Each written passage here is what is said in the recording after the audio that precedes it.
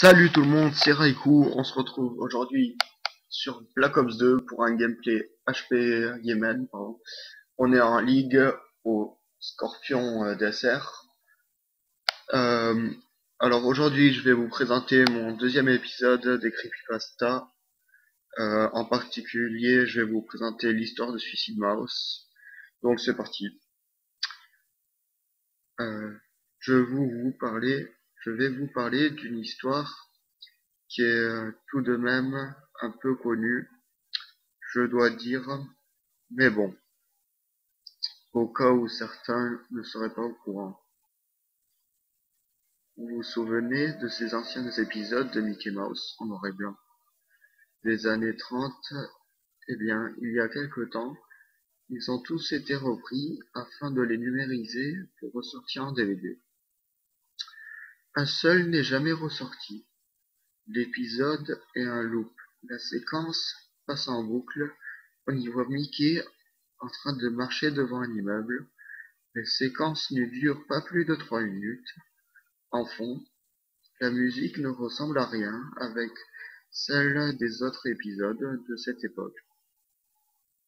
À la place, il n'y a qu'une sorte de claquement aléatoire sur les touches d'un piano durant 1 minute 30. Puis il y a un bruit. Après tout cela, l'épisode se coupe et laisse place à un fond noir. À part la musique, il y a quelque chose d'autre d'étrange.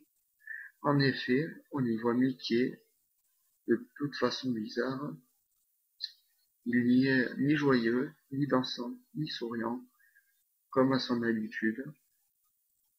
Il marche sans s'arrêter, en tournant la tête de gauche à droite. Il a un regard triste. On a toujours cru que cet épisode se terminerait ainsi. Léonard Martin était en charge de regarder les cartoons avant de les inclure dans la série. C'est ce qu'il a voulu faire avec cet épisode, sauf qu'il décida qu'il était trop court pour un DVD. Il a tout de même numérisé pour en regarder une copie digitale, sauf qu'il remarqua quelque chose d'étrange. En réalité, il y avait un peu plus de 9 minutes de vidéo. En fait, l'image restait noire jusqu'à la 6e minute. Après ça, la séquence recommença. On y voyait à nouveau Mickey en train de marcher. Par contre, la musique était différente. Il s'agit de sons comme des pleurs, des gémissements, assez étranges. Bruit devient, plus le bruit devient de plus en plus fort et confus. C'est à partir de ce moment que l'image devient bizarre. Mickey marche en ondulant, une démarche totalement impossible pour lui. Il est petit à petit, son visage change et laisse place à une espèce de sourire assez malsain. À la 7e minute, ce qui semblait être des gémissements se transforme en hurlements horribles et l'image devient de plus en plus sombre. On y voit des couleurs apparaître, ce qui est juste totalement impossible à cette époque. Le visage de Mickey commence alors à se déformer. Ses yeux se retournent en-dessus de son menton et son sourire à l'envers, en haut à gauche, se déforme. Les bâtiments eux aussi se déforment et donnent une impression de flotter dans l'air. À ce moment, Monsieur Maltin ne s'est pas senti très bien et a demandé à un employé de finir son travail à sa place. En prenant note de tout ça, de tout ce qui s'était passé sur la vidéo jusqu'à la dernière seconde. Le hurlement continue et s'arrêta brusquement sur la tête de Mickey avec en fond le bruit d'une boîte de musique assez cassée.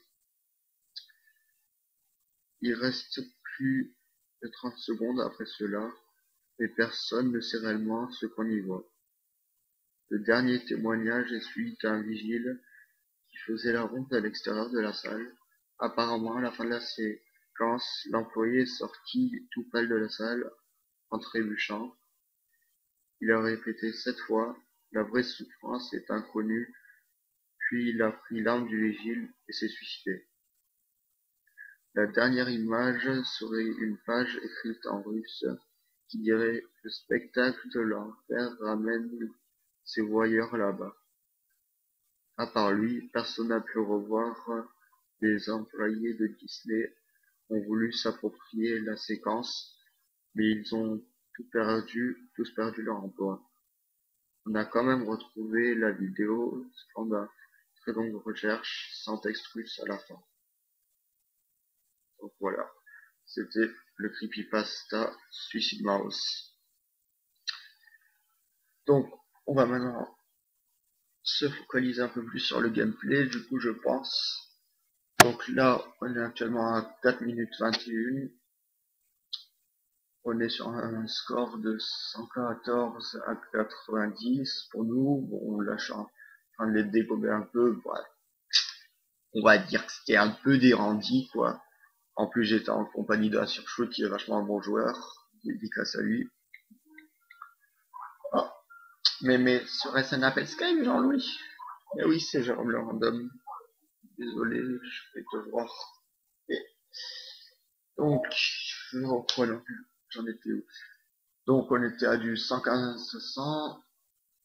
Là, je suis avec mon Hellstorm et mon Foudroie sur le P3, si je me trompe. Non, c'est P2 ça, excusez-moi. C'est une 30 points random, on va pas connaître les points. Donc là, je tamponne un peu pour voir s'il n'y a pas moyen de débloquer les SS, tout simplement. On l'a tous déjà fait. Donc là, en scope, petite double feed, l'hélico qui maintient la feed. Là, je me fais dégober par Fix, là, c'est moi tous ces coups, comment il s'appelle. Là, l'hélico qui fait parfaitement son taf. J'ai encore mon SS là, mon petit Foudroie et la Storm. Donc je vais balancer pour empêcher les ennemis de venir. Là, à un moment, je vais me tromper de DK, ça va être assez drôle. Il semble bien que c'est là. Ouais, c'est là, je vais me tromper de décale en fait, parce que j'ai vu les ennemis aller là. Du coup, je me suis dit, faut que je décale par là-bas. Sauf que non, en fait, c'était le P3 qu'on va, et du coup, c'est totalement de l'autre côté de la map. Et il y a Surfoot qui me fait, ouais, mais t'es où toi?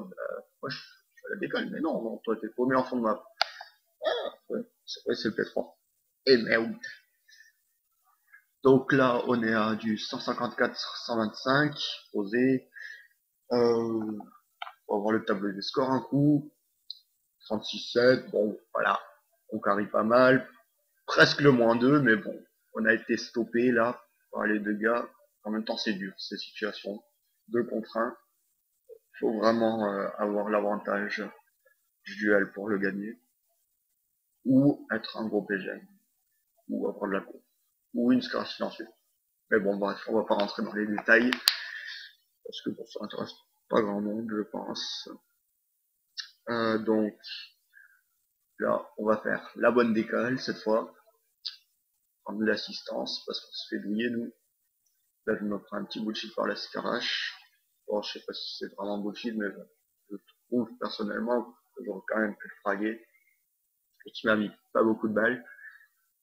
Donc, là, on va se laver un peu autour. Bref, normal pour un Slayer. Là, petit -2, mais alors que Houston, c'était le -2 ou c'était l'assist? Je me rappelle plus bien. Ouais, non, si, c'était le -2. Ou l'assist. Ou le turn! Oh ouais. Au revoir, Jean-Louis. Tu peux rentrer chez toi, tu peux le temps de t'appeler, tu peux faire ce que tu veux, mais reste pas sur Pod. Donc là, 183-52, -1. Oui, il y en a un dans mon bac parce que j'ai un gros timing, Samir. Petit coup de scope qui passe pas. Ah, finalement, on l'a quand même, le pélo. Le moins qui passe pas. Tant pis. Alors là, c'est le P4, ouais. Non, c'est le P4 ou c'est le P5. Oh, c'est pas des coups. Fait, vite fait, -1, on est stun. On est double stun quand même, une force les adversaires. C'est vraiment des forces. Petit -5, -2 qui passera pas. 2 dans le point, toujours. Donc là, frac qui sera pas pris. Bon, là j'ai pas très bon foot, je m'excuse, mais bon. Là je vais tout simplement tempo pour régène, mais la game va se terminer là. Donc je vous dis À la fois prochaine, c'était Raikou. Ciao tout le monde.